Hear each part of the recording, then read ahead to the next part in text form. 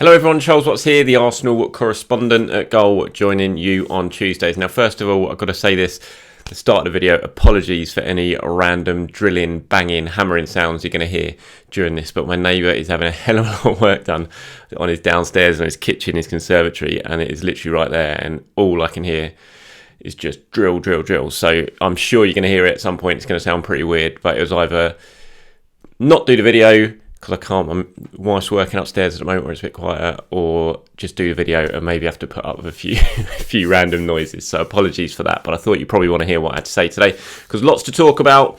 Been a interesting couple of days on covering Arsenal and the transfer window. Yesterday was pretty mad. My mentions on social media were a lot of fun, believe me, as people were demanding news.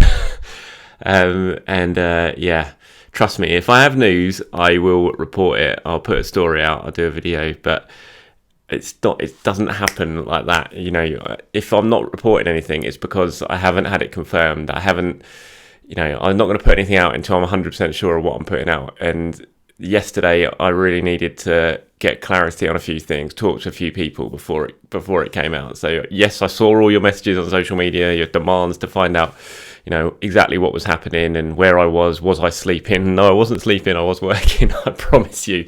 But I was doing my very best to make sure I knew exactly the situation before I reported anything. That's just kind of how it works. And I know a lot of people want everything immediately and you know, but if I do that, and if I put stuff out and I'm not 100% sure on what I'm reporting, then it's not going to do any good for anyone. So that's why I was probably a little bit quiet on social yesterday when a lot of you were sending messages trying to find out exactly what was happening. So, but I did put my story out. If you haven't seen it yet, head over to Goal, and it's kind of the situation as I understand it at this sort of time with Arsenal, but I'll go over it here. Talk about Vieira, Jesus, Tielemans, Raphinha, a couple of loan players as well who have headed out the door. So it's been a busy 24, 48 hours at Arsenal. We'll start with Fabio Vieira, still not announced yet, even though the Premier League announced him yesterday on their website and put his profile up on the Arsenal squad page. But, you know, he's gone off, he's back on holiday now, I believe. He sort of flew in over the weekend, did everything he needed to do, and has headed off again. It's just a case of waiting for the announcement for that. And as of yesterday, when I was speaking to someone sort of quite late on yesterday, they expected it to be sort of announced by Arsenal within 24 to 48 hours. So that's either today or tomorrow. By the time you're watching this video, it might already have been announced. I'm not sure. But from sort of late afternoon yesterday, I was told any time within 24 to 48 hours it would be announced. So not too much longer yet before we get that announcement, which I'm looking forward to because I want to see exactly what he's had to say. And I'm kind of interested to see what Edu and Mikel Arteta have to say, if they've gone into any sort of detail about exactly how they see Vieira and see his role next season. So looking forward to that announcement. Rumours that he's taken number 21. Obviously not had that confirmed yet, but rumours that is the squad number that he's going to be having next season, 21. Not quite sure there'll be as much fume about that as there has been about Eddie Nketiah taking number 14. So keep an eye out for the Vieira announcement. Like I said, probably either today, which is Tuesday, or tomorrow, Wednesday, so keep your eyes peeled for that one. And interestingly, as I reported yesterday, from my understanding, that Arsenal kind of cooled their interest in Youri Tielemans, stepped back from that one for now. Whether that's as a result of Vieira arriving, I'm not too sure, but interesting nonetheless. Now, we know Tielemans has been a player Arsenal been tracking for a long, long time. They've held extensive talks with his agents, you know, dating back many, many months, and there was an expectation that Arsenal would push hard to sign Tielemans this summer. It still might happen. I'm not saying it won't, but as it stands at the moment, from what I understand, is that Tielemans is now not viewed as one of the priority signings of this summer. Arsenal are very much focusing their attention elsewhere at the moment, trying to get deals done. Like I said, I'm not totally ruling out that later on in the window Arsenal will move for Tielemans. I just don't know. It's just as it stands at the moment. I'm told that he's not one of the players that they are absolutely focusing their attentions on right now in the transfer market, which personally I think is a bit of a shame. I was quite all in on Tielemans coming to us. I think he's a very good player. I think for potentially around 25 million. I think it's a very very good deal. Like I said, I'm not ruling out that it's definitely not going to happen later on in the window. We'll have to wait and see how the rest of the window unfolds, but just as it stands, he's not right high up on the list of targets for Arsenal right now. Let me know what you guys think. Are you saddened by that? Were you looking forward to the potential of Tielemans arriving? Let me know what your thoughts are on him, Vieira, anything else. Please do hit me up in the comments below. Okay, so in terms of possible incomings, now Gabriel Jesus, this is one that rumbles on. I believe we're certainly getting towards the crucial stage when it comes to Gabriel Jesus' future. Talks continuing between Arsenal and Manchester City over him. Arsenal have had one bid rejected for him by City, but talks continuing. I believe this week's going to be fairly sort of critical when it comes to Gabriel Jesus. Everyone kind of wants a resolution now in terms of him. He wants his future sorted, unsurprisingly, as we're getting towards the start of pre-season now. Arsenal want to try and get this deal done for Gabriel Jesus, and Manchester City are open to selling Gabriel Jesus. It all just needs everyone to come together, come to an agreement, and then we can move on. Now, Gabriel Jesus' agents are flying in, they're probably in now. They're probably in London now to try and get a resolution. Has been lots of talk of other interests. Tottenham have been quite heavily linked with Gabriel Jesus in the last 48 hours. I have no idea if that is correct or not. But like I said, I feel like this is going to be we're reaching the critical time when it comes to Jesus. This week feels like it could be quite a sort of defining week with him. I'd be surprised if we get to the end of this week and we're not a little bit clearer on what might happen, because everyone kind of wants to get this one sorted now. I'm like I was with Tielemans. I think the more I've kind of reported and listened to and thought of the idea of Gabriel Jesus coming to Arsenal, the more I like the idea, and I think it'd be a really, really good sign in and sort of focal point for the attack, which could well be a very different looking attack if certain arrivals happen between now and the end of the transfer window. Obviously, I think Eddie Nketiah is going to have quite a big role to play next season. I don't think he's going to be, he's going to be the number one choice starter when it comes to the Premier League. But I still think Eddie's going to have quite a big role to play next season, certainly in the cup competitions, but in the Premier League as well. And it's all about having a kind of interchangeable forward line for Arsenal and more options, which is something they haven't always had, certainly since Mikel Arteta's been at the club. And that's what they're kind of looking to build here. And you've got Jesus and Nketiah, who you can kind of swap over. Obviously, you've got Martinelli and Smith Rowe. You can do that on the left. And then on the right, you've got Bukayo Saka. At the moment, you've got Nicolas Pepe. But, I think Nicolas Pepe, we all know, is a player who could potentially leave this summer. He switched his agent. He is open to the idea of leaving Arsenal, or open to the idea of selling. It's just a case of, can they get a deal done? And then that brings us to Raphinha, who is a player Arsenal very much are interested in. He was the big talking point yesterday throughout on Arsenal social media in terms of what's happening with Raphinha. Now, Arsenal absolutely interested in him.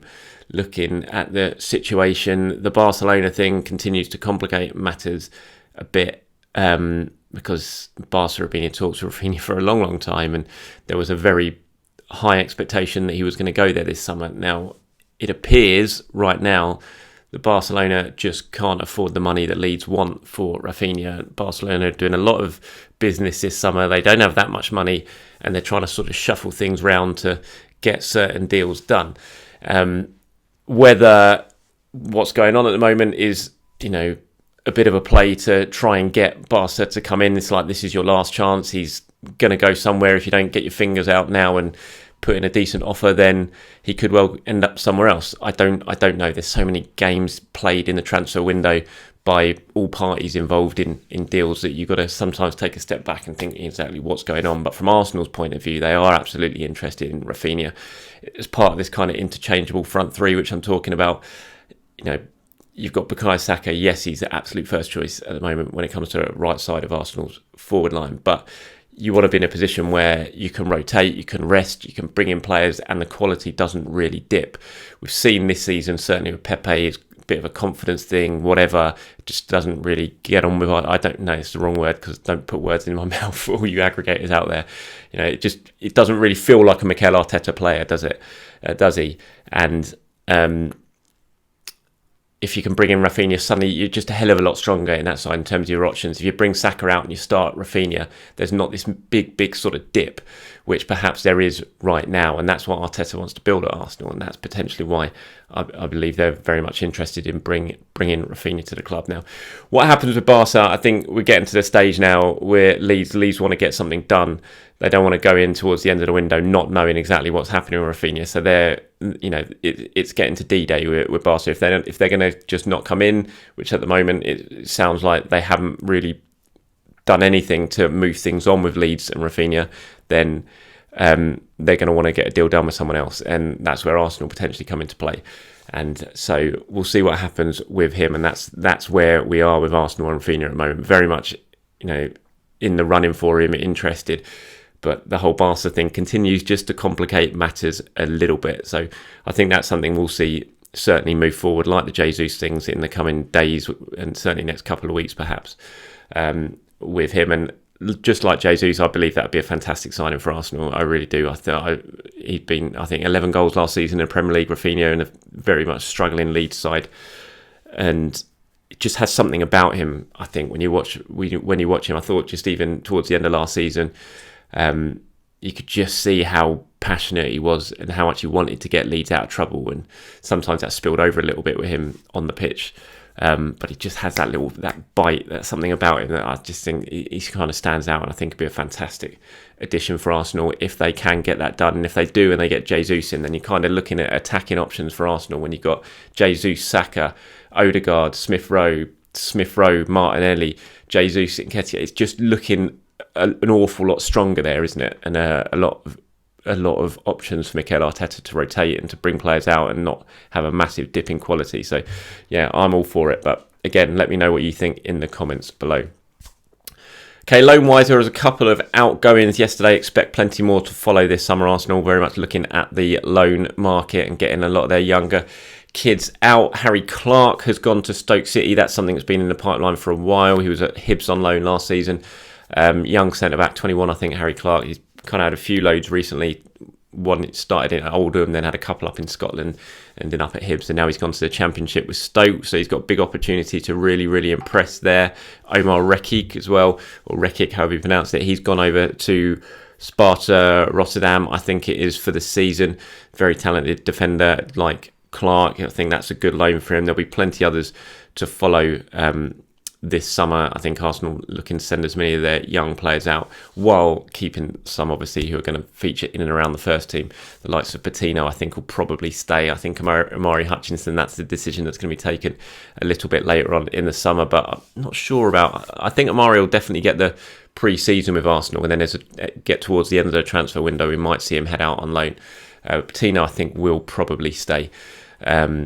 And Marcelo Flores as well, I've got a feeling he might well stay rather than head out on loan and kind of risk a possible World Cup spot for him in the squad. So, yeah, interesting to see how Clarke and Rekik get on, both at the age now and physicality, really, when you look at them and think they could have a very decent loan spell. When you look at the success Arsenal have had in Daniel Ballard, a player who I think, as I've reported, will be sold this summer. You kind of look at the success that he's had when he's been on loan and how he's adjusted to it and how it's really sort of brought him on as a footballer. I think he's the kind of benchmark that Arsenal are looking at now with these loan deals that they can get for players, and can get them on, and then potentially, even if it's not, doesn't mean they're going to come back and make an impact with the Arsenal first team. It does mean that they can then, be sold for a decent amount of money, and that's a way of bringing in much needed revenue for Arsenal. It's something they've not always been great at, but it is something they're improving when it comes to the sort of the way the loan system operates at Arsenal. Ben Napper, the loan manager, absolutely key to that.